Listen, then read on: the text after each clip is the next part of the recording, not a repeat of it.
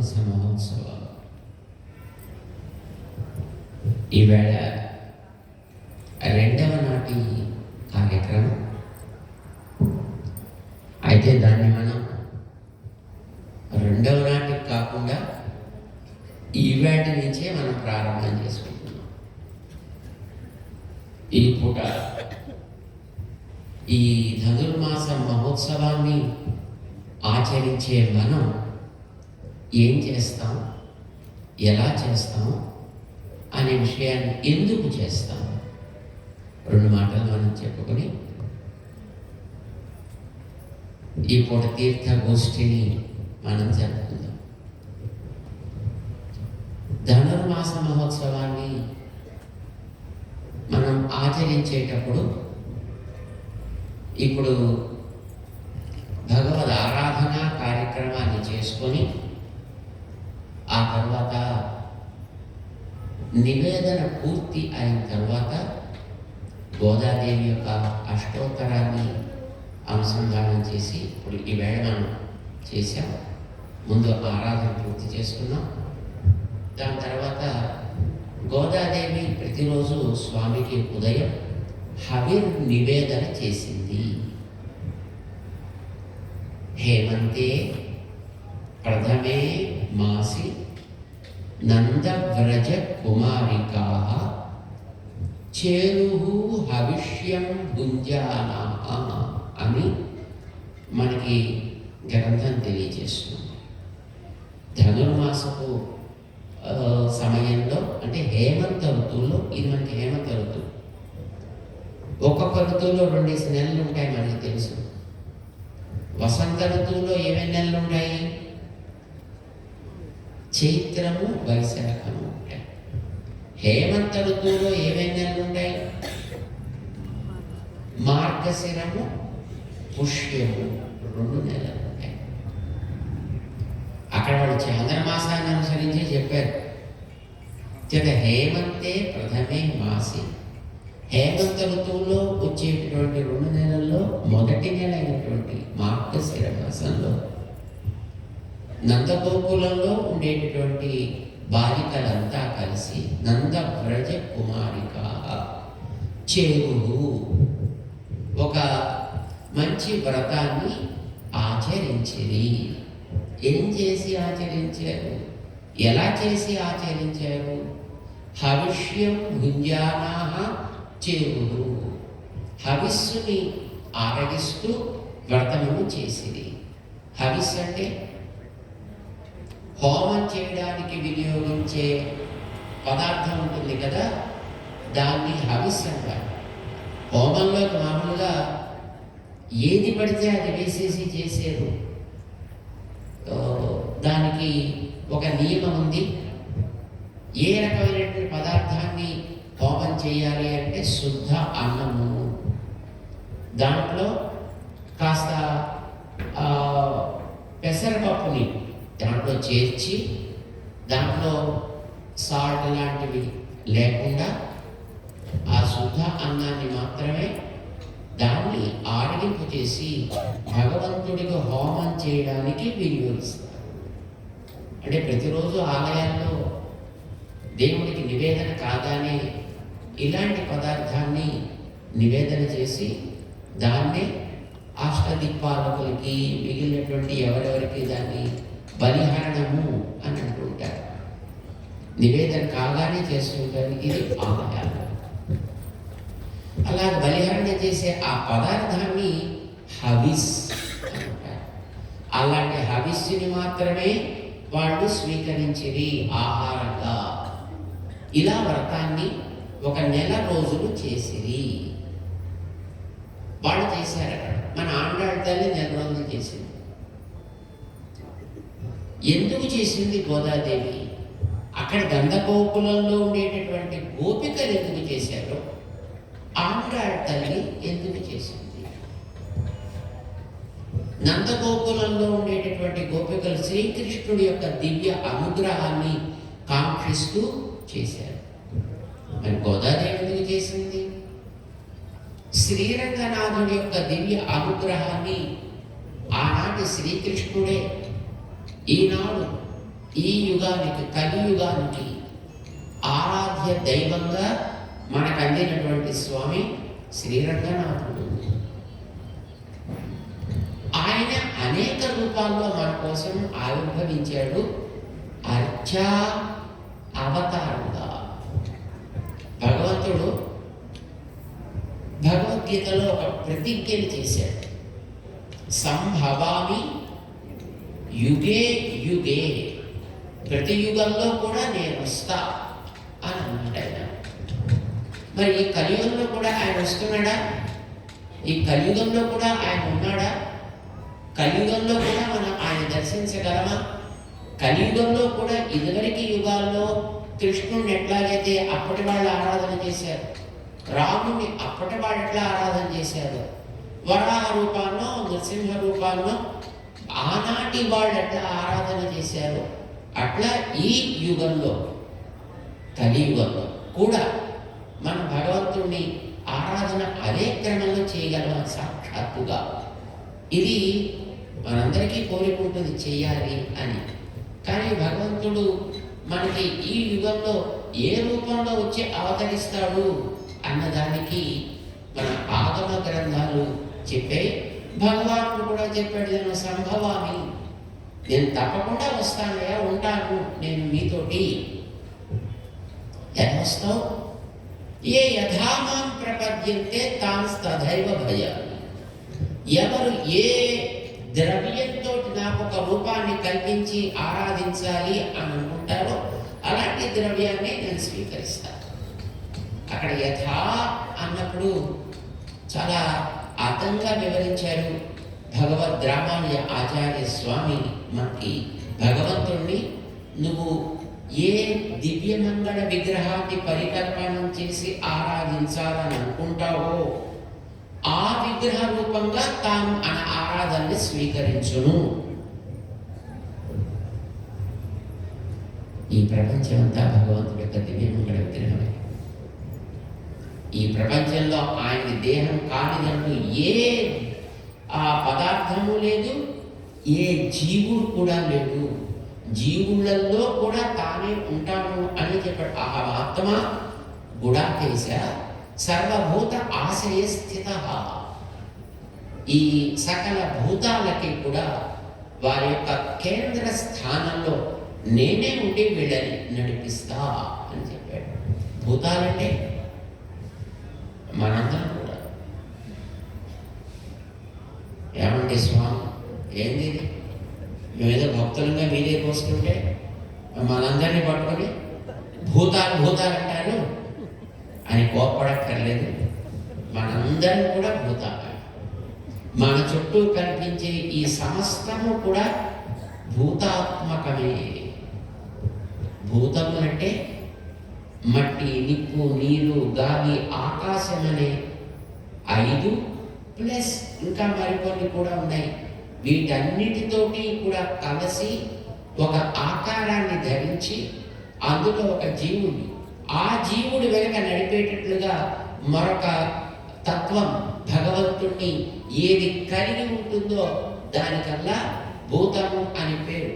లోపల భగవంతుణ్ణి కలిగిన ఒక జీవుడు ఒక ఆకృతిలో ఉన్నాడు అని అంటే ఆ ఆకారం క్రమంగా మార్పు చెందుతూ ఉంటుంది. మనందరం మార్పు చెందుతున్న వాళ్ళమే కదా. మనందరం అంటే మన శరీరాలు. మనం మార్పు చెందుతున్నామా? మనం అలానే ఉన్నాం లోపల. మనకి అసలు ఉన్నామనేమో కూడా మనకి తెలియదు కదా. కానీ మనం అంటే మన శరీరాన్ని చూసుకుంటున్నాం. ప్రస్తుతం ఆ సమాధిలోనే మనం మాట్లాడము. ఈ శరీరాన్ని మనం అని అనుకుంటున్నాం. మనం పుట్టేటప్పుడు ఇంతున్నాం, కానీ ఈవేళ ఇంతున్నాం. పుట్టేటప్పుడు గట్టిగా ఒక 5 గ్రాములు కూడా మనం ఉన్నాం లేదో తెలియదు. కానీ ఈవేళ ఒక్కొక్కరం శుభ్రంగా 50, 70, 80, 100, 150 వాళ్ళ ఓపికని బట్టి వాళ్ళ ఆకృతిని ధరించి ఉన్నారు. ఇలా మనకి ఒక మార్పు మనం చూస్తున్నాం. కదిలే పదార్థాలన్నింటిలోనూ మార్పు మనం చూస్తున్నాం. కదలని పదార్థాలుగా ఉండే చెట్లు, చామలు లాంటి వాటిల్లో కూడా మార్పు అనేది మనం చూస్తున్నాం. ఒకనాడు ఇంత చిన్న బీజంగా మొలకగా ఉండేటటువంటిది ఒకనాడు మహావృక్షమై వ్యాపిస్తోంది. చివరికి రాళ్ళు రప్పలు లాంటివి కూడా మార్పు చెందుతున్నాయి. ఇదివరకు రాళ్ళు రప్పలు మారవని అంటుండేవారు. చెట్లు చేమలు లాంటివే మారుతూ ఉంటాయి తప్ప రాళ్ళు రప్పలు కొండలు గుట్టలు మారవు అని అంటుండేవారు. కానీ ఇప్పుడు ఆ నియమం కూడా తప్పు అని మనకందరికీ తెలిసిపోయింది. ఎందుకంటే ఒకనాడు మనకి ఈ పక్కన ఆ పక్కన ఏవో కొన్ని కొండలు ఉండేవి. ఈ రోజుల్లో చూస్తే అక్కడ కొండలు కనపడలేదు. ఏమైపోయాయి కొండలు అంటే కరిగిపోయాయి, అరిగిపోయాయి.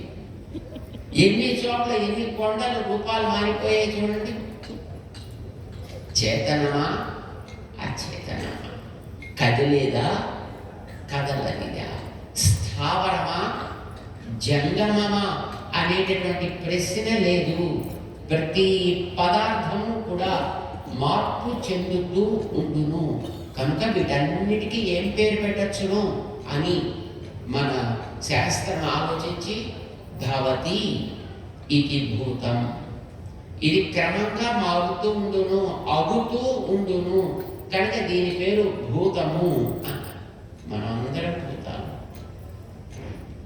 ఈ భూతముల యొక్క కేంద్ర స్థానంలో నేనే ఉంటా, కనుకనే వీటిలో మార్పులు వస్తూ ఉంటాయి అని ఆయన మనకి భగవద్గీతలో చెప్పాడు. మనందరి లోపల కూడా ఆయన ఉన్నాడు, ప్రతి పదార్థంలోనూ ఉంటాడు ఆయన. ప్రశ్న ఏమిటి? ఇంకా నేను లేని వస్తువే లేదు పొమ్మన్నాడు ఆయన భగవద్గీతలో. కానీ అన్నింటినీ మనం అలా చూడలేము. దానికి ఒక ఆకార కల్పన చేసి దానికి ఒక మంచి పేరుని పెడితే అప్పుడు మనం అక్కడ ఒక తత్వాన్ని చూడగలుగుతాం. ఒక మంచి కిరీటం పెట్టి చేతిలో ధనుర్బాణాలని కనుక అలంకరిస్తే రాముడు, ఒక మురళిని పెట్టి పైన ఒక నెమలి పింఛాన్ని చూపిస్తే కృష్ణుడు అని అంటాం. ఇలా కోరలు తెరిచి ఇలా పక్కన జూలు చూపిస్తే అమ్మో నరసింహస్వామి అని అంటాం. ఆకారం అనేది ఒకటి ఏర్పడితే దానితో పాటు ఒక నామాన్ని కనుక పూరిస్తే, అలాంటి ఏ ఆకారమైనా నువ్వు నాకు కూర్చవయ్యా పర్వాలేదు, నేను దాన్ని స్వీకరిస్తా. దీనికి ఈవేళ మన వాళ్ళు కొంచెం అపార్థాలు చెప్తున్నారు, తప్పుడు అర్థాలు కూడా చెప్తున్నారు. నువ్వు ఎవరిని పూజించినా పర్వాలేదయా, దాన్ని నేనే అని అంటాడు ఆయన. కానీ అలా నేను ఎవరిని పూజించినా కాదు, ఏ యథా మాం ప్రపద్యంతే ఆయన స్పష్టంగా తనని చూపించి యథా థా అని సంస్కృతంలో శ్లోకం కదండి అది. మనకు కొంచెం సంస్కృతం యొక్క రూల్స్ కూడా కొద్దిపాడైనా తెలియాలి. ఇలాంటి వాటికి అర్థాలు చెప్పాలి అని అంటే థా అనేదాన్ని ప్రకారవాచి అని అంటారు. ప్రకారం అంటే దేహంతో ఉండేది, దానికి ఆకృతిని చెప్పేది అని అర్థం. తన ఆకార విశేషము దేంతో కల్పిస్తా మనకి ఆయన ఆకారం? పంచభూతాల్లో ఏదో ఒక దాంతో కల్పించాలి. అంటే మట్టితోటో, లోహంతోటో, బంగారంతోటో, ఒక కాగితంతోటో, ఏదో ఒక ద్రవ్యం. నువ్వు ఏ రకమైన ద్రవ్యాన్ని తీసుకుని దానికి ఒక రూపకల్పన చేసి నేను ఇందులో కృష్ణుడిని చూస్తా, ఇందులో నేను భగవంతుడిని ఆరాధిస్తా అని అంటే ఆయన నాకు ఇది పనికిరాదు, నాకు వెండి పనికిరాదు, నాకు బంగారమే కావాలి, నాకు మట్టి పనికిరాదు, నాకు ఇత్తడే కావాలి, ఇలాగ ఆయన మారం పెట్టి నాకు ఇది పనికిరాదని దూరం చేసే పదార్థం అంటూ ఏమీ ఉండదు. వాటిల్లో విలువల్లో తారతమ్యాలు నీకు తప్ప ఆయనకి అన్నీ సమానమే. ఆయనకి బంగారం ఎంత ఆదరణో నువ్వు ఇంత పసుపుతోటి ముద్ద చేసి పెట్టినా అంతే ఆదరణ, మట్టితోటి పెట్టిన రూపకల్పన చేసినా అంతే ఆదరణ. ఆయనకి అన్నీ సమానమే. అందుబాటుని బట్టి బాగా ఎక్కువగా అందేదానికి నువ్వు విలువ ఎక్కువ పెడుతున్నావు, తక్కువ అందేదానికి తక్కువ అందేదానికి విలువను ఎక్కువ పెడుతున్నావు, ఎక్కువ అందేదానికి విలువను తగ్గిస్తున్నావు. బొగ్గు నీకు ఎక్కువగా అందుతుంది కనుక దానికి వాల్యూ తక్కువ, మణులు కొద్దిగా వస్తున్నాయి కనుక వాటికి వాల్యూ చాలా ఎక్కువ పెడుతున్నావు. సపోజ్ మీకు మణులే బోల్డ్ అని దొరికేసి బొగ్గు దొరకడం ఎక్కడెక్కడో ఉందనుకోండి, ఇప్పుడు మణులకి వాల్యూ తగ్గిపోతుంది, బొగ్గుకి వాల్యూ పెరిగిపోతుంది. అందుబాటుతనాన్ని బట్టి ద్రవ్యాల్లో మూల్యాలు మార్పులే తప్ప ఏ ద్రవ్యమైనా ఆయనకి సమానమే. అలా నేను వస్తానన్నాడు ఈ లోకంలోకి, అలా ఉంటానన్నాడు తాను. దాన్నే తన దేహం క్రింద అంగీకరించి తద్వారా నేను నీ ఆరాధనను స్వీకరిస్తా. నువ్వు ఏదర్పించినా సరే, పత్రం, పుష్పం, ఫలం, తోయం, నీకు ఏది దొరికితే దాంతో చేయాలి. అన్నీ చేయాలని నువ్వు కూడా నా దగ్గర లేదు. ఏది దొరికితే దాన్ని నాకు అర్పించు, దాన్ని నేను అంతే, నువ్వు ఎంత ప్రేమతో ఇస్తావు అంతే ప్రేమతో నేను దాన్ని స్వీకరిస్తా అని ఆయన మనకి భగవద్గీతలో బోల్డని చోట్ల వాగ్దానం చేసి ఉన్నాడు. కనుక ఈ యుగంలో కూడా ఆయన తప్పనిసరిగా ఉంటాడు. ఎలా ఉంటాడు? విగ్రహ రూపంలో ఉంటాడు. విగ్రహ రూపంలో ఉండేటటువంటి స్వామిని నమ్మడం కష్టం. కదిలే రూపంలో వచ్చాడనుకోండి, ఆ యుగాల్లో కూడా నమ్మిన వాళ్ళు కొంచెం అరుదుగానే ఉన్నారు. ఆవేళ రాముడుగా వస్తే పాపం దశరథుడే ఆయన్ని నా కొడుకు మే రామ అని అనుకున్నాడు తప్ప ఆయన సాక్షాత్తు శ్రీ మహావిష్ణువే వచ్చాను అని అనుకోలేకపోయాడు. అనుకుంటే మాట కోసం అడవికి పంపించాల్సిన అవసరం ఉందండి. సత్యవాక్ పాలన నువ్వు చేస్తే దేవుడు కరుణించాడు. కానీ ఆ దేవుడే నీ దగ్గర ఉంటే మిగతా ఇవన్నీ ఎందుకు నీకు అవసరమే లేదు నిజానికి. కనుక రాముడు నాకు చాలు, నేనేమైనా పర్వాలేదు, నా మాట ఏమైనా పర్వాలేదు అని దశరథుడు అనుకుంటే నేరుగా ఆయన మోక్షం వచ్చి ఉండేది. అలా అనుకోలేదు కనుక ఆయన మోక్షానికి పోలా. రాముడు అంతటువంటి తన కొడుకుగా కన్నా ఆయన మోక్షం రాలే. మొట్టమొదటి స్వర్గానికి మాత్రమే వెళ్ళాడు అంతే. అక్కడికి స్వర్గం అంటే మన ఊరు పక్కనే కదండి. స్వర్గం అంటే మనకందరికీ అది ఎక్కడ ఉంటుంది అనుకుంటున్నాం కాదు. పరమపదం అనేటటువంటి దాంతో కంపేర్ చేస్తే స్వర్గం అనేది మనకి పక్కన ఉండేటటువంటి లోకం. చేత దాంట్లో వెళ్ళేవాళ్ళు మళ్ళీ తిరిగి రాక తప్పదు. ఆ బ్రహ్మభువనాల్లో పునరావర్తిన. అది మళ్ళీ ఎక్కడికి వెళ్ళినా మళ్ళీ వీటిలో తిరిగి రావాల్సిన, ఒక వైకుంఠానికి వెళ్ళినప్పుడు మాత్రమే మళ్ళీ తిరిగి రావటం అనేది ఉండనే ఉండదు. ఇది మన శాస్త్రం చెప్తాం. ఆభాస ధర్మాన్ని పట్టుకుని సాక్షాత్ ధర్మమైనటువంటి భగవంతుణ్ణి దూరం చేసుకున్నాడు దశరథుడు. కృష్ణుడుగా వచ్చాడు ఆయన. ఎందరు నమ్మారు ఆయన్ని? వీడ దొంగ, జారుడు, చోరుడు, ఇతనిగా అగ్రపూజ చేయమంటున్నారు హాయి హూయి అంటూ పెద్ద రకరకాలుగా గడబడి చేశాడు శిశువు బాలుడు. వాడిని సమర్థించిన వాళ్ళు కొందరున్నారు. ఆవేళ కూడా ఎవరో కొద్దిమంది భీష్మ, అక్రూరాదులు ఎవరో కొంతమంది విశ్వసించారు ఆయన సాక్షాత్తు పరమ పురుషుడు అనేటటువంటి వాస్తవాన్ని. అంచేత కదిలే రోజుల్లో, కదలని రోజుల్లో నియమం లేదండి. నమ్మని వాళ్ళు ఎప్పుడు ఉంటారు, విశ్వసించే వాళ్ళు ఎప్పుడు ఉంటారు.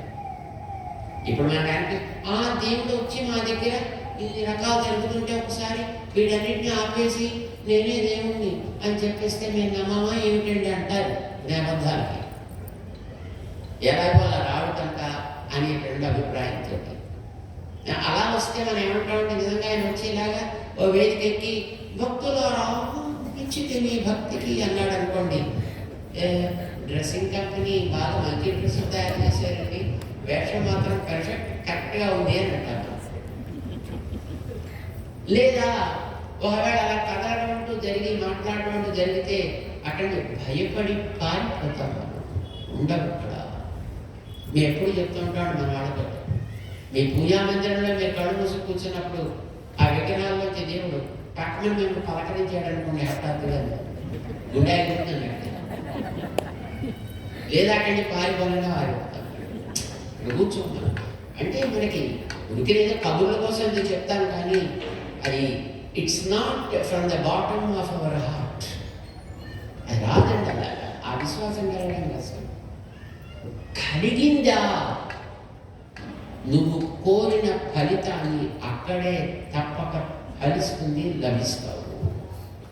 ఈ మానవాడికి చెప్పాలి. అది చెప్పడమే గోదాదేవి యొక్క ధనుర్మాస వ్రతానికి తాత్పర్యం. గోదాదేవి స్వామిని దర్శించింది, ఆయన ఎట్లా ఉంటాడో గుర్తించింది. ఆయన మన కోసం విగ్రహ రూపంలోకి వచ్చి అర్చామూర్తిగా మనం చేసే సేవల్ని స్వీకరిస్తాడు, మన మొరలని ఆలకిస్తాడు, మనం కోరినది ప్రసాదిస్తాడు. ఇస్తాడా? ఎస్, ఇస్తాడు. ఆయన అనేక రూపాల్లో మన కోసం ఆలయాల్లో ఉంటాడు. ఒకచోట వెంకటేశుడిగా ఉన్నాడు, ఒకచోట రంగనాథుడిగా ఉన్నాడు, ఒకచోట సుందర బాహువుగా ఉన్నాడు. అక్కడెక్కడో ఇదివరకు రోజుల్లో నందగోకులంలో కృష్ణుడై తిరిగాడు, ద్వారకలో కృష్ణుడై ఉన్నాడు. ఒక్కొక్క చోట ఒక్కొక్క రూపంలో ఆయన వచ్చి ఉన్నాడు. అయితే అక్కడ ద్వారకలో ఉన్నవాడైనా, అంతకుముందు రాముడై ఉన్నవాడైనా, అసలు వైకుంఠంలో ఉన్నవాడైనా, పాలకడల్లో పడున్నవాడైనా మన కోసం వచ్చి శ్రీరంగాది క్షేత్రాలు, శ్రీరంగం కావచ్చు, సుందరబాబు కావచ్చు, వెంకటేశుడు కావచ్చు, శ్రీ విల్లిపుత్తూరు తన ఊరే, ఆ ఊర్లో ఉండేటటువంటి వడపత్రశాయి వడ పెరు కోయిలుడయా అంట, పెద్ద కోవిల అని. అలాంటి కోవిలని తన స్థానంగా చేసుకుని అక్కడ ఉన్నటువంటి ఆ వడపత్రశాయి కావచ్చు, ఇవన్నీ ఆయన తీసుకున్న ఆకారాల మార్పే తప్ప ఆయన తత్వం ఒక్కటే. ఇది గోదాదేవి 100% నమ్మింది. గోదాదేవి నమ్మితే అది అవుతుంది, నమ్మకపోతే అవ్వదని కాదు తాత్పర్యం. శాస్త్రము చెప్పింది, ఆ చెప్పింది యథాతథంగా గ్రహించింది మన అమ్మ. వాళ్ళ నాన్నగారు చేసినటువంటి ఉపదేశాన్ని ఏమాత్రము సంకోచం లేకుండా స్వీకరించింది, విశ్వసించింది. అక్కడే తను చేయదలుచుకునేదో చేసింది. ఏం చేసింది? ఆయన పువ్వులు అర్పించమన్నాడు, నేను పుష్పాలు అర్పిస్తా. అయితే అర్పించేటప్పుడు ఆయనకి తగ్గుతాయా తగవా, ఆయనకి సక్రమంగా ఉంటాయా ఉండవా, అది చెక్ చేసుకుని ఇవ్వాలి. ఇది అండాళ్ళని కోరుతుంది అమ్మ. చిన్నపిల్లలకి అన్నం తినిపించేటప్పుడు, లేదా అప్పుడప్పుడు ఏదో కొంచెం పాలు లాంటివి తాగించేటప్పుడు ఆ పాలు సరిగా కాగి వేడి సవ్యంగా ఉందా, అందులో రుచి సరిపోయిందా లేదా, ముందర కొంచెం తను రుచి చూసి ఎస్ పర్వాలేదు అయితే తాగిస్తాను. పిల్లవాడి యొక్క నోటికి తగినట్లుగా తను దాన్ని మలచి ఇవ్వాలి అనేది అమ్మకుంటుంది. శబరి గురించి మీరు వినుంటారు కదా, ఏదో పండు తాను ఒక్కొక్కటి రుచి చూసి ఇది రాముడికి రుచిగా ఉంటుందా ఉండదా అనేది చెక్ చేసి మరీ ఇచ్చింది అని అంటూ ఉంటారు. వాల్మీకంలో మనకు అట్లా కనిపించకపోయినప్పటికీ కూడా మాలలు వేసేటప్పుడు కూడా కొంతమంది పట్టుకొచ్చి మాకు మాలలు వేస్తూ ఉంటాను. నిన్న హానిసాను నాకు ఒక మాల యోగబా పట్టుకొచ్చి, సరే వేసిన వెంటనే అని పెట్టుకోం కదండి, వెంటనే తీసేసాం. కానీ ఆ వేసి తీసే లోపలే దాని మీద ఉండేటటువంటి మొత్తం నిత్యసూరి బృందం ఉంది దాంట్లో, చాలా చీమలు అవన్నీ అప్పటికే మొత్తం అన్ని వైపులకి కూడా వ్యాపించిపోయాయి. సో మనం వేసేది ఆవలి వ్యక్తికి ఆనందాన్ని కలిగించాలి కదా. ఇది కలిగిస్తుందా, ఇబ్బందికరంగా ఉందా అనేది ముందర you need to make sure. అది మొట్టమొదటి నీకు పక్కాగా ఉంటాను, అప్పుడు సమర్పించాలి చేసేది. అందుకోసమని గోదాదేవి ముందర తను దాల్చి, అవును ఇది తగునా తగదా, మంచిగా ఉందా లేదా, మాలను గుచ్చిన తర్వాత కొంతమంది ఈ చామంతులు లాంటివి, గులాబీ లాంటివి కాడ పెట్టి గుచ్చుతూ ఉంటారు, గుచ్చే సౌకర్యం కోసం. పువ్వులు బయటికి కనిపిస్తాయి, కాడ పాపం వేసుకున్న వాడికి వెనకాతల మెడకి గుచ్చుకుంటూ ఉంటుందండి.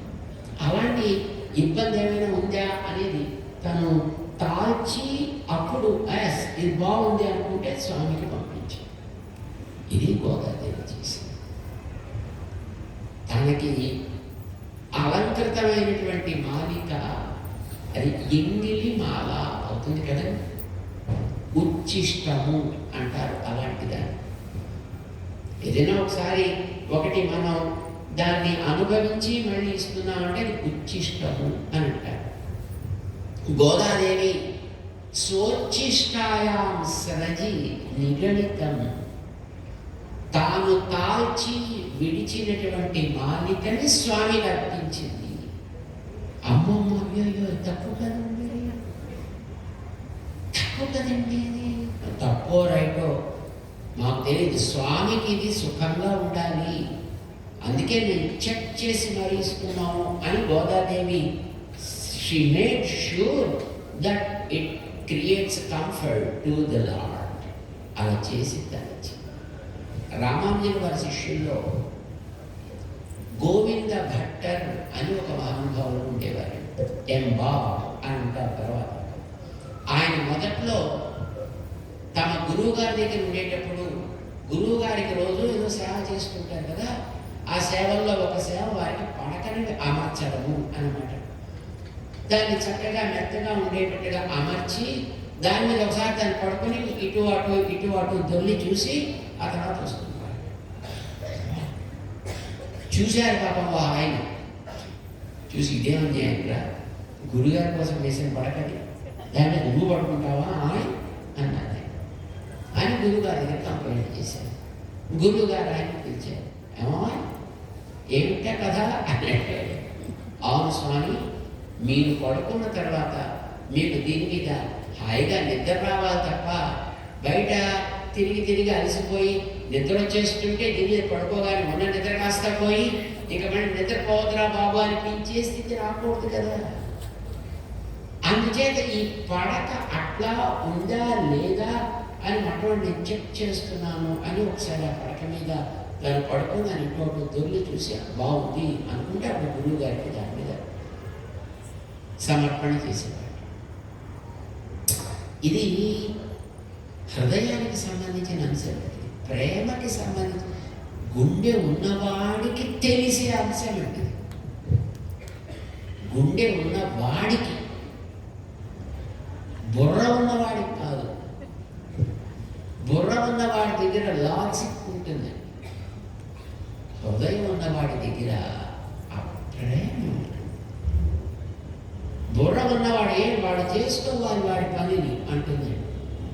హృదయం ఉన్నవాడికి అయ్యో వాడు ఏం కందిపోతాడో పాపం, వాడికి సుఖం కలగాలి అని తానేదో అయిపోయినా చెయ్యాలనిపించేటట్టు చేస్తుంది. గోదాదేవి ఈ హృదయపు కేటగిరీకి చెందినటువంటిది.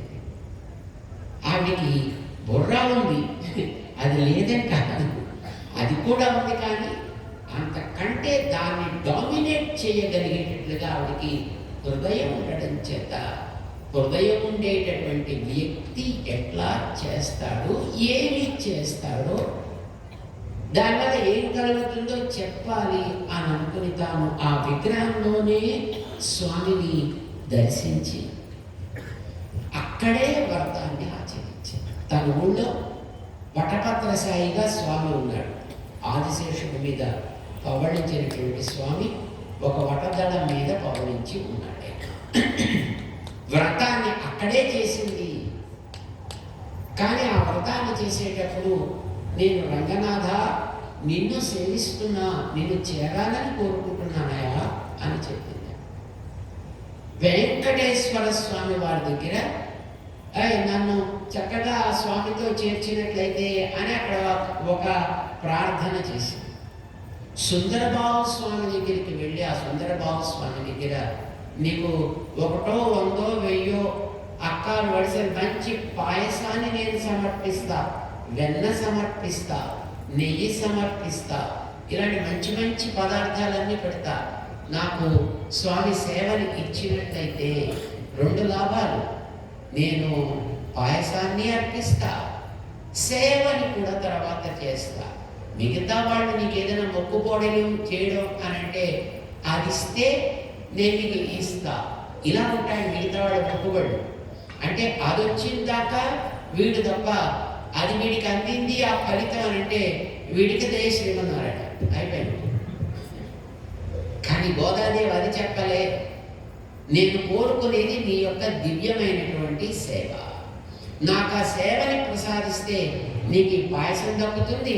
ఆ తర్వాత నేను చేసేటువంటి సకల విధ సేవ నీకు దక్కుతుంది సుమా. పిన్ను ఆళం సేవన్, నేను నీకు సేవని కూడా సమర్పిస్తా. చూసావా, ఇది నీకు 2 లాభాలు సుమా. ఇలా మొక్కింది గోదాదేవి. శ్రీకృష్ణుడి వ్రతం చేసింది. వ్రతం చేసింది కృష్ణుడితో, మొక్కినది సుందరబాబు స్వామితో, ప్రార్థన చేసింది వెంకటేశ్వర స్వామి దగ్గర, ఆచరించింది సిరిగిల్లిపుత్తూరు వటపత్ర సాయి దగ్గర, చివరికి కళ్యాణం జరిగింది శ్రీరంగంలో ఉండే రంగనాథుడి దగ్గర. ఇదేమిటండి ఇన్ని రకాలుగా అని అనిపిస్తుంది బయట నుంచి చూచే సామాన్యమైనటువంటి జనానికి. కానీ తత్వం తెలిసినటువంటి మహనీయులకు తెలుస్తుంది. అక్కడ రంగనాథుడైనా, ఇక్కడ వటదళ ధామ అయినా, అక్కడ తిరువేంగడ పతి అయినా, అక్కడ వటపత్ర సాయి అయినా, ఎవరైనప్పటికీ కూడా ఆ లోపల తత్వం అనేటటువంటిది సాక్షాత్తు శ్రీయపతి శ్రీమన్నారాయణ తత్వమే సుమా. ఈ విషయం మనకి స్పష్టం చేయడానికి ఆ ఉండేటటువంటి తత్వం కూడా మనకి అర్చామూర్తిగానే ఉంటుంది, వింటుంది, స్వీకరిస్తుంది అని చెప్పడమే గోదాదేవి యొక్క ధనుర్మాస వ్రత తాత్పర్యం. అందుకు మనం గోదాదేవి వ్రతం చేస్తున్నాం. ఇక్కడ మనకు కూడా ఈ కలియుగంలో ఎన్నో రకాలైనటువంటి ప్రార్థనలు ఉంటాయి, కోరికలు ఉంటాయి. అవి మనం తీరాలని అనుకుంటాం. వెతుకో, ఎక్కడికి పోవాలి వాడి కోసం. నువ్వు అలాగేమి పెద్ద చికాకు పడాల్సిన అవసరం లేదు. నేను చూపిస్తాను నీకు మంచి మాట. నేను ప్రాక్టీస్ చేసిన దాన్ని నీకు చూపిస్తా. నేను అనుభవించింది నీకు చెబుతాను తప్ప లోకంలో ఉండేటువంటి ఉపన్యాసకులాగా చెప్పేది ఒకటి చేసేది ఒకటి అలా ఉండదు. నేను సాక్షాత్తు ఏది చేశానో ఏది అనుభవించాను అది నేను మీకు చెప్తాను. ఏం చేసింది తను అనేదాన్ని మన పరాశర భట్టర్ అనే మహానుభావులు చాలా అద్భుతమైనటువంటి శ్లోకంలో చెప్పారు. రోజు మనం ముందు చదువుతుండేటటువంటి శ్లోకం అది. నీళాతుంగ స్తనగిరి తటి సుప్తం ఉద్బోధ్య కృష్ణం. ఇది ఒక పని. పారాధ్యం స్వం సుదిశత శిరసిద్ధం అధ్యాపయంతి. ఇది 2. స్వోచ్చిష్టాయాం సరది నిగడితం యా బలాత్కృత్య భుంతే గోదా. ఇది 3 పనులు చేసింది. అందుకు ఆవిడికి నేను సర్వాత్మన అంకితమైపోతున్నా. తస్యై, అలాంటి గోదాదేవికి నమః ఇదం ఇదం భూయః భూయః నమః. ఎన్నిసార్లు ఆ తల్లికి మనం శిరస నమస్కరించినా అది తక్కువే. కృతజ్ఞత అనేది ఒకసారి చెప్పేస్తే థ్యాంక్ యూ సార్ అయిపోయి అంతేనా? ఇప్పుడు మనకి అంతే. కానీ ప్రేమ నిజంగా ఆవల వ్యక్తి చేసిన ఉపకారాన్ని గుర్తిస్తే అది ఆగదండి. చూడండి, కొంతమంది దేవుడు భయం చేస్తుంటారు. వాళ్ళు ఒక కాంట్రాక్ట్ తీసుకుని వస్తారు.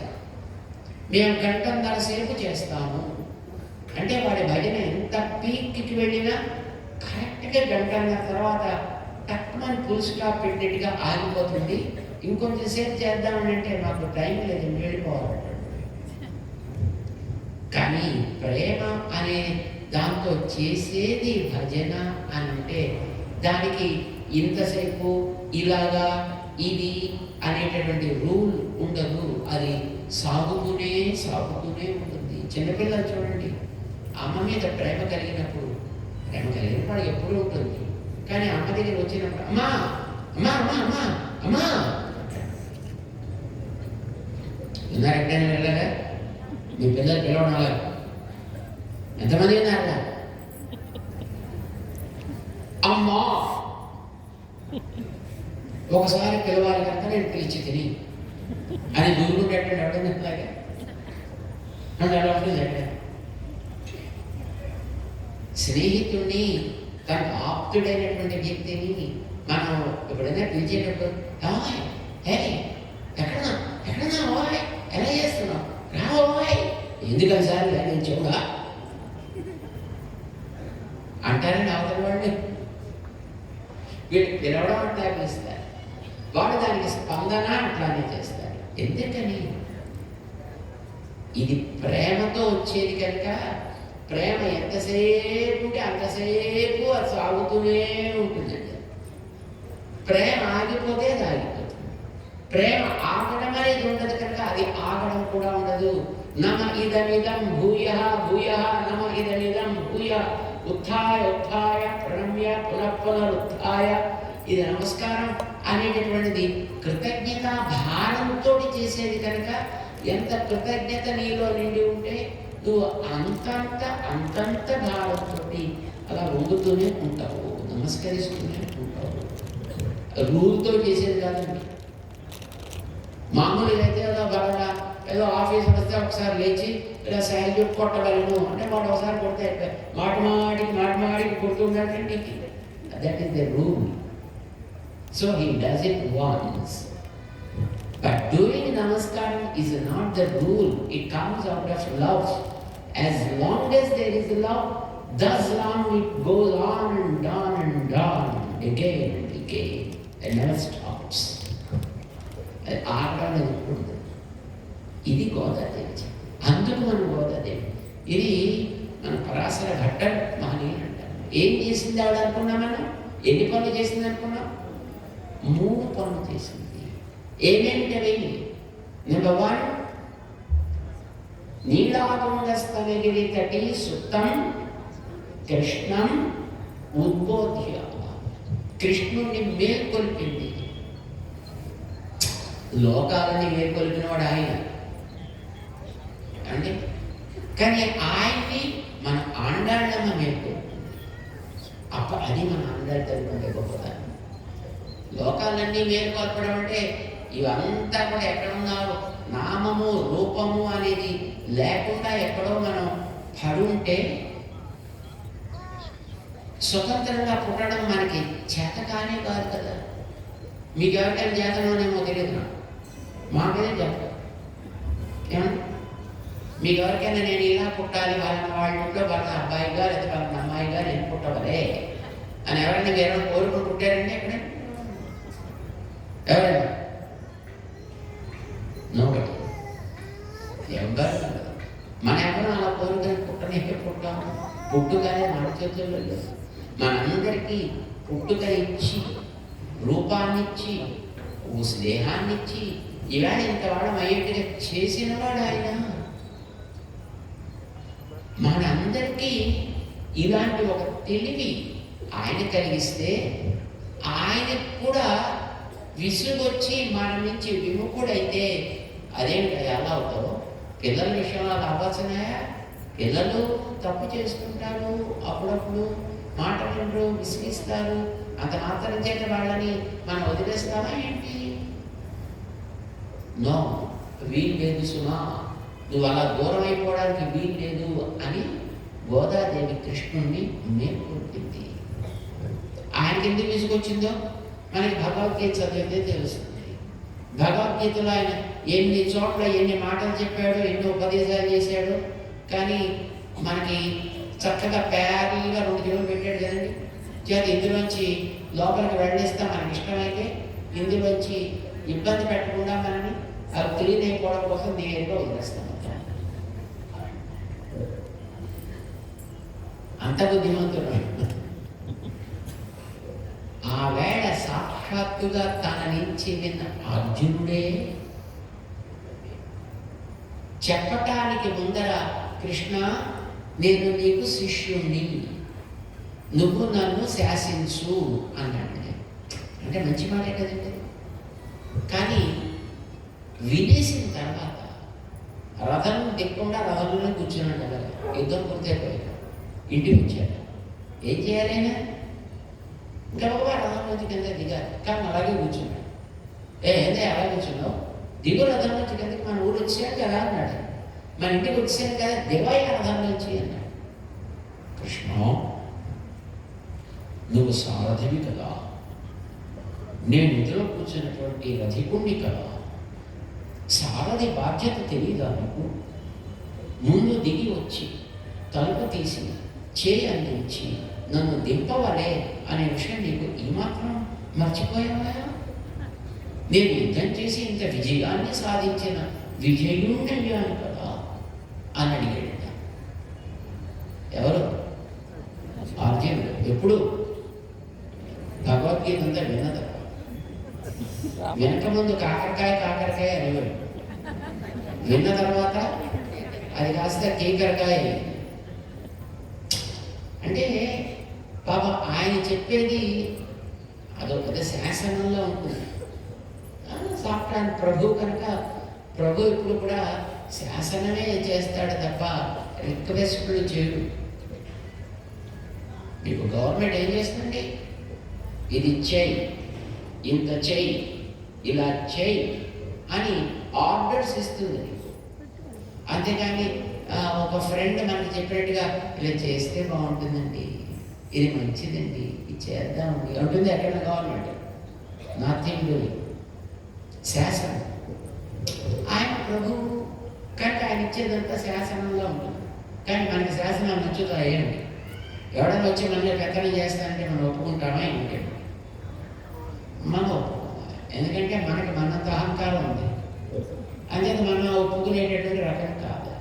వారు ఒప్పుకోకపోతే ఆయనకి అనిపిస్తే ఒళ్ళు మండుతుంది. అవచనంతి మా మూఢ మానుషితం పరం భావం జ్ఞానంత మహూతమేశ్వరం వల్ల నేను ఎంతమంది మీకు తెలియకుండా పోయింది. ఫోన్లే కదా అని మీ దగ్గరికి వచ్చి మీ వాళ్ళగా మీతో కూడా తిరుగుతూ అంత కోపం వచ్చి మూఢా కొండరాగిదంతా అన్నాడు. చివరికి వెళ్ళిపోతే క్షిపామి అజస్రం అశుభాన్ ఆసూరీష్వేవ యోనీషు.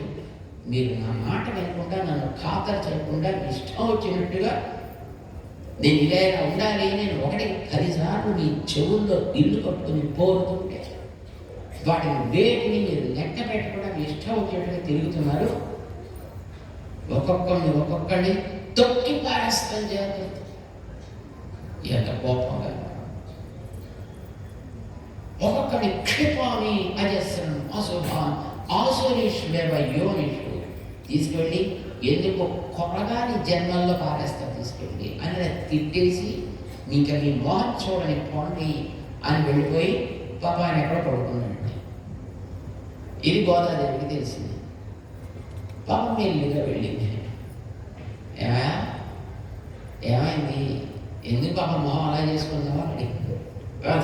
మాట వింటే కదా చిన్నపిల్లల అలానే ఉంటారు. నచ్చ చెప్పాలి, బుజ్జగించాలి, లాభించాలి, పాలించాలి.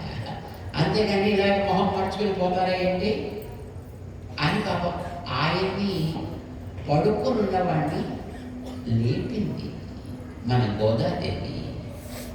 ఇది ఆవిడ చేసినటువంటి ఎలా లేపింది, ఎక్కడ లేపింది అనేది మనం తిరుపావై పాసురాల్లో మనం వింటాం. అందులో మనకి తెలుసు. అవన్నీ తమిళంలో ఉన్నాయి. పాసురాలన్నీ గోదాదేవి తమిళ భాషలో పాడి. భాష ఏదైతేనేంటండి, అందులో ఉండేటువంటి భావం కనుక ఉత్తమమైనదైతే దాన్ని మనం స్వీకరించాలి. భాష అనేది కేవలం ఒక గ్లాసే కదండి. నీకు గ్లాస్ ఇంపార్టెంటా, అందులో పోసేటటువంటి పదార్థం ఇంపార్టెంటా? నీకు దాహం వేస్తే మంచినీళ్ళు తాగాలనుకుంటే ఓ పేపర్ గ్లాస్ ఇచ్చినా దాంట్లోనే తాగాలి, ఒక ఆకుని గ్లాసుగా మరిచి దాంట్లో నీటి ఇచ్చినా తాగాలి, లేదా ఆయన దోశలు పట్టి దాంట్లో తాగాలి. ఏది దొరికితే దాంట్లో తాగుతారు తప్ప నాకు బంగారు గ్లాస్ అయితేనే తాగుతాను అని అంటారండి ఎవడైనా. నిజంగా దాహం అంటూ వేస్తే జిజ్ఞాస కలిగిన వ్యక్తికి, తెలుసుకోవాలనే తపన కలిగినటువంటి ఒక వ్యక్తికి, ఒక మనిషికి అది ఏ భాష అనేది ఇంపార్టెంట్ ఎప్పుడు. అందులో మనకి అందినటువంటి పదార్థం ఏమిటి, అది మనకి ఎట్లా ఉపయోగపడుతుంది అనేదే చాలా ప్రధానం. That is more important than the language. అంచేత గోదాదేవి పాడినటువంటి పాటలు though they are in Tamil, but still we try to get the essence of those songs. ఆ పాటల్లో ఉండేటువంటి తత్వాన్ని, సారాన్ని మనం తీసుకునే ప్రయత్నం చేస్తాం అన్నమాట. అట్లాగా గోదాదేవి మొట్టమొదటి కృష్ణుణ్ణి లేపింది. ఇది ఆవిడ చేసిన మహోపకారం. లోకాలని పడుకోబెట్టేవాడు ఆయన, మనందరినీ పడుకోబెట్టింది ఆయనే కదండి. రాత్రి అయ్యేటప్పుడు మళ్ళా కళ్ళు మూసుకుపోతాయి. మీరు కోరుకుంటేనే నిద్ర వస్తుంది మీకు, కాబట్టి మీరు నిద్ర పోకూడదని ఉంటుందండి. ఇంకా చదువుకునే వాళ్ళకి, పరీక్షలు ఇచ్చే వాళ్ళకి, ఇంటర్వ్యూకి వెళ్ళేవాడైతే ఇంకా కాదు అంతా మొత్తం లోపలికి అంతా నవిలి నింగేయాలి, జీర్ణం చేసేసుకోవాలని ఉంటుంది. కానీ కొంతసేపు చదివిన తర్వాత నిద్ర వచ్చేస్తుంది. నిద్ర రాకూడదని పక్కన ఒక టీ బాక్స్ కూడా పెట్టుకుంటారు, జారా గ్లాస్కు ఏదో ఒకటి. అప్పుడు తాగుతూనే ఉంటారు, నిద్ర వస్తూనే ఉంటారు. అందరిని నిద్రపుచ్చేవాడు ఆయన. అలాంటి ఆయనకే మన మీద విసుగు వచ్చి నిద్ర వస్తే నిద్రపోవడం కాదా చేయాల్సింది, వాళ్ళని మంచిగా మలచాలంటే వాళ్ళకి నచ్చేట్టుగా చెప్పడం నీ బాధ్యతయా. ఎందుకంటే నచ్చేట్టు చెప్తాను, నీకు చేత కాకపోతే నేను చెప్తాను, దా నా వెంటరా, నేను చూపిస్తా, నువ్వు కనీసం చూడు, చూసి నేర్చుకో అని మనకి ఎట్లా చెబితే వింటామో దాన్ని ఆయనకి నేర్పడం కోసం గోదాదేవి మనతో పాటు తిరిగి అమ్మాయి నాయక పెళ్ళిళ్ళాయి పావాయి రండరా రండి, మనందరం కలిసి పాడుదాము, స్వామి నామాన్ని కీర్తిద్దాము, స్వామికి మనం ఇట్లాంటి సేవలు అందిద్దాము అని తన వాళ్ళలో ఒకళ్ళుగా మనల్ని కూడా తీసుకుని గోదాదేవి పాటలు పాడింది. ఇది ఆయనకి నేర్పడం కోసం అండి. అంచేత ఆ చేసిన మహోపకారం ఆయన మేలుకొల్పడం. That is number 1. 2 పారార్థ్యం స్వం శృతి శత శిరసిద్ధం అధ్యాపయంతి. వేదాలని బ్రహ్మగారికి భగవంతుడే చెప్పాడు, గీతని అర్జునుడికి భగవంతుడే చెప్పాడు, ఆగమ సంహితలని మహానుభావులైనటువంటి సనకాదునికి భగవంతుడు తనే చెప్పాడు. ఇలాగ లోకంలో చాలా మందికి ఆయన నేరుగా ఉపదేశం చేస్తే అదో పెద్దలాగా ఒక పరంపరగా అనుస్యూతంగా ఆవేళ నుంచి ఈవేళ దాకా కొనసాగుతూనే వస్తుంది జ్ఞాన పరంపర.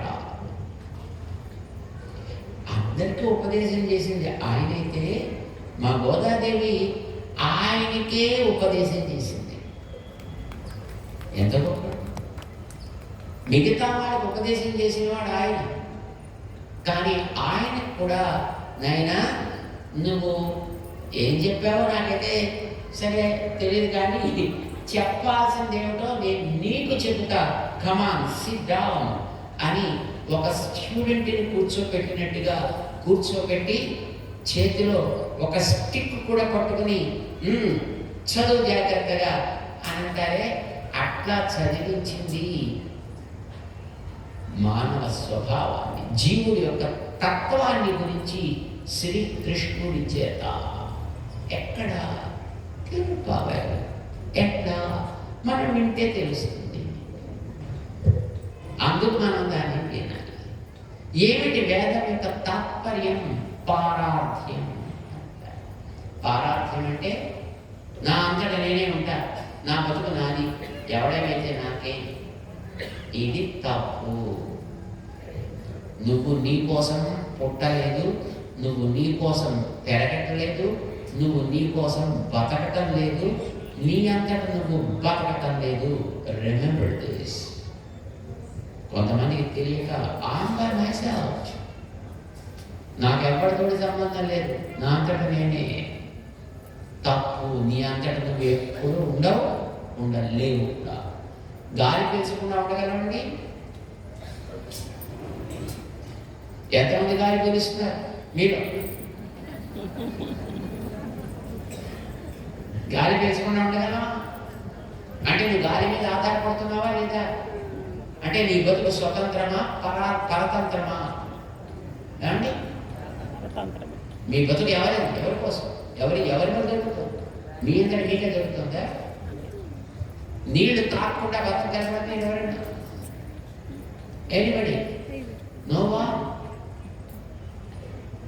You are depending on water.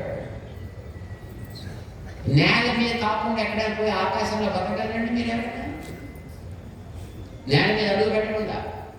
పాపం ఇప్పుడు ఒక ఆమె అట్టే పెట్టారు నేను ఆకాశంలో. ఎంతకాలం పెట్టగలవచ్చు? ఎవరిని? సునీత విలియమ్స్ అని వాడు పేరు. ఆయన పాపం ఆకాశంలో పెట్టారు తీసుకెళ్ళి. రావాల్సిన వాడితో పాటు రాలేదండి. ఆవిడ అక్కడ ఉండిపోయింది. ఇప్పుడు ఆవిడ ఎట్లా తీసుకురావాలరా బాబు అని చూస్తున్నాం. పాప ఆమె కూడా ఎట్లా వెళ్ళాలరా బాబు అని చూస్తున్నాం. రేపు ఫిబ్రవరి నెలలో ఇప్పుడు ముహూర్తం పెట్టారు, అయితే గీతే అన్నట్టుగా అనుకుంటున్నాను. ఆకాశంలోనే బతకను. You can not. భూమి మీద బతకాలి అంటే నువ్వు స్వతంత్రుడుగా పరతంత్రుడుగా. Are you dependent or independent? You are not independent, you are dependent గాలి. ఒకటి మీద ఆధారపడి బతికేవాడు. తిండి ఎక్కడ తింటున్నారు? మేమంతా నేను ఎలా ఉంటాను అనుకుంటారా? బయట నుంచి లోపలికి వెళ్ళకుండా ప్రకృతి నీకు ఇచ్చిన పదార్థాన్ని టచ్ చేయకుండా మీరు ఎవరైనా బతకగలరా? ఏ ప్రాణి అట్లా బతకడం అంటే ఇంపాసిబుల్. అంటే మన ఎవరు స్వతంత్రం కాదు, పరతంత్రం. మనంతటా మనం బతకట్లేదు, ఇతరులపై ఆధారపడి బతుకుతున్నాం. ఒకటి, నీ కోసం నువ్వు బతుకుతున్నావా? నా అంతటా నా కోసమే. నేను ఎవరి కోసం ఏం చేస్తాను? నా కోసం నేను బతుకుతున్నా. ఉత్తరాధాలు ఎవరు మీకోసం మీరు బతకట్లేదు, మీరు బతికేది ఇతరుల కోసం బతుకుతున్నారు. అవునా కదా? మీరు డ్రెస్ ఎందుకు వేసుకున్నారని చెప్పండి. ఇప్పుడు మీరు డ్రెస్ ఎందుకు వేసుకున్నారా? దానికి ఒక బ్రహ్మాండమైనటువంటి కలర్, దానికి ఒక మ్యాచింగ్, దానికి మళ్ళీ ఒక డిజైన్, ఎక్కడెక్కడ ఏ రంగు ఉండాలి, ఎక్కడెక్కడ ఏ షేప్ ఉండాలి. ఎందుకు ఇవన్నీ? నీకోసమా? ఇతరుల దృష్టిలో నేను ఎట్లా కనిపించాలి? అవునా కదా? నీ అంతటా నువ్వు కూర్చుంటే గోచి పెట్టు కూర్చుంటాను లోపల. ఇప్పుడు ఈ వేషం అంతా ఎవరి కోసం అండి? నీకోసమే. అంటే మనం చేసే ఏ పనైనా మన కోసం చేస్తున్నావా, ఇతరుల కోసం చేస్తున్నావా? ఎవరి కోసం చేస్తున్నారు?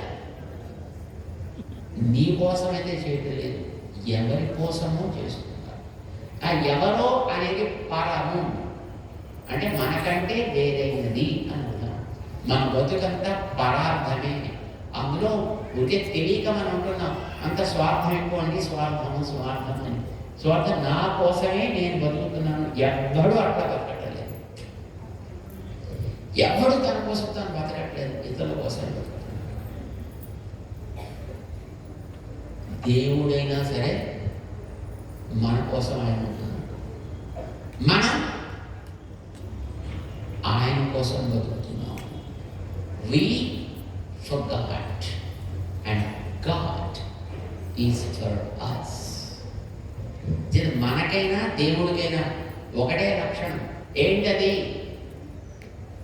పరార్థము. ఏమంటుందని? హలో ఏమంట? పరానందం. మీరు మెలకువగారు లేదా తెలియదు.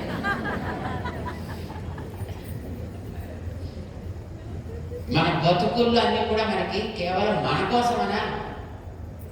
కానే కాదు.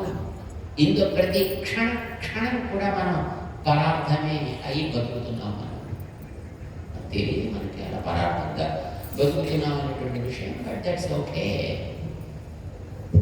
కృష్ణ, నువ్వైనా కేవలం నీ కోసం కాదా, పరార్థమే. నీకంటే పరుడెవడు? మేమే. ప్రపంచంలో ఆయన ఒక్కడండి విభువు అంటారు. ఆయన కంటే వేరుగా ఉన్నది మిగతా జీవులు మనమే. బ్రహ్మగారి దగ్గర నుంచి చిన్న క్రిమి కీటకం దాకా అన్నీ జీవులే. దేవుడు ఒక్కడే ఆయన, మిగతా వాళ్ళంతా జీవులే. జీవులు దేవుడి కోసం, దేవుడు జీవుల కోసం. మనం వదిలిపెడితే ఆయన బతుకుండదు, ఆయన వదిలిపెడితే మన బతుకు కూడా ఉండదు. జ్ఞాపకం పెట్టుకోండి. కొంతమంది మాకు తెలియక దేవుడు లేకపోయినా నాకేం బెంగలేదండి, కనుక నేను నాస్తికుని, నేను don't believe in God and stuff, and so I'm just by my self, I'm only for my self.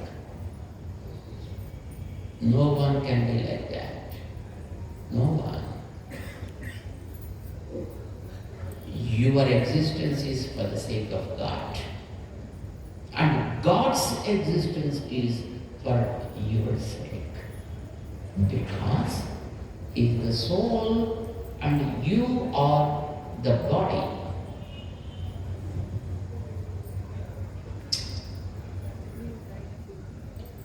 మీరందరూ శరీరాలు తెలుసునా? కనిపించేవన్నీ ఈ శరీరాలన్నింటిలోనూ ఆత్మలు ఉన్నాయా లేవా? ఉన్నాయని చూసేది ఎవరో అంటున్నారు, ఉన్నాయి అంటున్నారు కనుక మీరు కూడా అంటారు ఉన్నాయండి. ఉన్నాయంటే అవేవో లేవండి, మనమే. ఆత్మ అంటే మన బుద్ధిలో ఉన్నాం. ఇది మన శరీరం. శరీరం దేనికోసం ఉన్నది? ఆత్మ కోసం ఉన్నది. ఆత్మ దేనికోసం ఉన్నది? ఇందులో ఈ శరీరాన్ని జాగ్రత్త పెట్టుకోవడం కోసం ఉన్నది. శరీరము ఆత్మ ఆర్ బోత్ ఇంటర్ డిపెండెంట్స్. శరీరం లేకపోతే ఆత్మ అనేటటువంటిది ఉండలేదు. ఆత్మ లేకపోతే శరీరం అనేది ఉండదనే విషయం మనందరికీ ప్రత్యక్షం. ఇది మనందరికీ తెలుసు. లేదండి మేము డీప్ ఫ్రీజర్లో పెట్టి కొన్ని రోజులు అట్టే పెడతామండి, కొన్ని రోజులు పెడితే పెట్టచ్చు ఓకే. కానీ దానికైతే తప్పకుండా డిస్పోజ్ ఆఫ్ చేసి ఇక్కడ నువ్వు చేయకపోతే పోలీసు వాడు వచ్చి డిస్పోజ్ ఆఫ్ చేయిస్తాడు. నేను తీసుకెళ్ళి ఎంత వేసి అలాంటి చేసి. ఆత్మ లేనిదే శరీరానికి గతి లేదు. శరీరం లేనిదే ఆత్మకి కూడా ప్రవృత్తి ఉండదు. ఈ జీవులందరూ శరీరాలు, ఆయన ఆత్మ. ఇది వేదం స్పష్టం చేసింది. స ఆత్మ అంగాన్య దేవతా. ఆయన ఒక్కడే ఆత్మ, నారాయణుడు. ఈ మిగిలినటువంటి జీవరాశి అంతా కూడా, అది దేవతలు కావచ్చు, మానవులు కావచ్చు, జంతుజాలం కావచ్చు, క్రిమికీటాదులు కావచ్చు, చెట్టు పుట్టగా పడుండేటటువంటి స్థావరాలు కావచ్చు, ఇవన్నీ కూడా ఆయనకి దేహము, ఆయన ఆత్మ. నేను ఈ శరీరాన్ని పట్టించుకోనండి, నాన్ సెన్స్ అని ఎవడైనా అన్నాడు అనుకోండి, ఏమంటారంటే అనుకోండి, పిచ్చోడు. నువ్వు శరీరం పట్టించుకునే ఉంటావా? శరీరంలో నువ్వు ఉన్నంత వరకు తెలుసుకుని తీరవలే. మరి దాని అందరి శాస్త్రాలు కూడా చెప్పేశారు.